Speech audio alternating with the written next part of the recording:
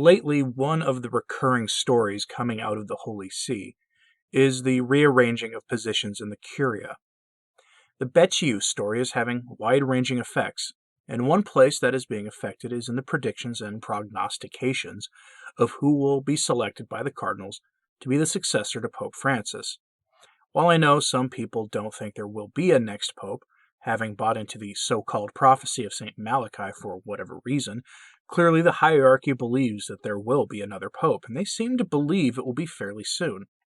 Why?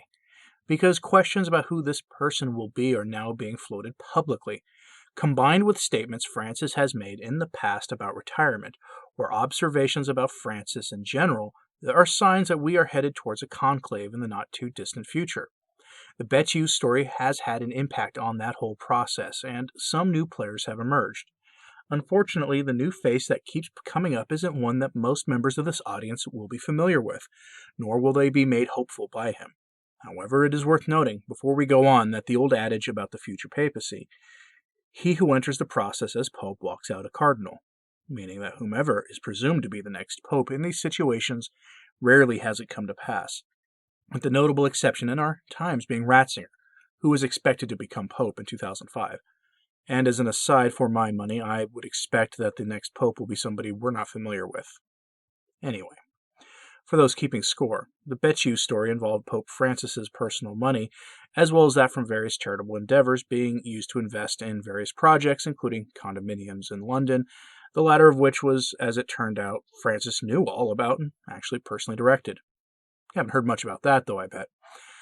This story led to Bet being reduced from the position of Cardinal Elector to Archbishop, and it impacted the main previous expected future Pope, Cardinal Pietro Parolin, who, for whatever reason, had been a name that kept recurring as being eminently papabile, meaning he was extremely attractive to those who make these decisions as a possible successor to Francis. That was again until the Bet story hit, when his own involvement in that mess seemed to have made that extremely unlikely. Parolin has been dubbed a moderate by the leading voices in Rome and in the mainline Catholic opinion-making circles, and had been floated as Francis' successor in the Curia by those who have been predicting a Francis-led schism. Parolin's involvement in the Bet story has made that all but impossible at this point. Perhaps he'll recover, given that he had direct ties to Cardinal Achille Silvestrini of the St. Gallen group, who had been its essential de facto head, and he was a full participant in their goals. The near-universal agreement is that Cardinal Tagle, or Tagle, is Francis's preferred option. Some have already dubbed him as Francis II, not only due to his being highly favored among those who make these decisions, but also because, in all things Francis, Tagle is like him in his public persona, except much younger. Much, much younger. Tagle is only 63 years old, meaning if a conclave were started in February, he could have a papacy that lasts conceivably into the 2040s. Imagine the state of the church after 30 years of Francis, and you begin to see what I'm driving at, but Tagle isn't the latest name being floated either, which is a relief for those of us who have seen the video of Tagle dancing and rapping with young people at the most recent World Youth Day. The latest name is Cardinal Matteo Maria Zuppi from Bologna. In a world where the label moderate is applied to men like Pastor Jimmy Martin by the opinion makers, these same voices have dubbed Zuppi as whatever the positive-sounding version of being on the fringe is. The man is out there, and I name Jimmy Martin for a reason. Zuppi and Martin are kindred spirits, both engaging in similar bridge-building campaigns. Most of us who have seen Pastor Jim speak on these issues can see the obvious reason that the Jesuit does this, but Cardinal Zuppi is another story altogether. As for his age, Zuppi is 65, meaning he would also be in for another potentially long papacy. He has called for a renewal of adult faith formation due to the present situation, has championed the same bridge-building campaign that Martin has been a leading voice, in fact, on that whole issue, not in a way that is in keeping with what the Church typically says, and has called for involvement in secular concerns from the Church, akin to what Francis is like, except much more articulate and much more focused, and much more friendly to Martin's entire area of concern. If you think that Francis is scraping the bottom of the modernist barrel, a Zuppi papacy would make Francis look like Benedict by comparison. The picture I've had on screen during this is that of Cardinal Zuppi in a Lamborghini plant. He was taking a tour. Oddly, he is one who is frequently seen in public in a cassock, in the full black and crimson of the cardinal. which is a sign that the idea that priests and prelates who wear cassocks in public are not necessarily traditionally minded, which is a common misconception.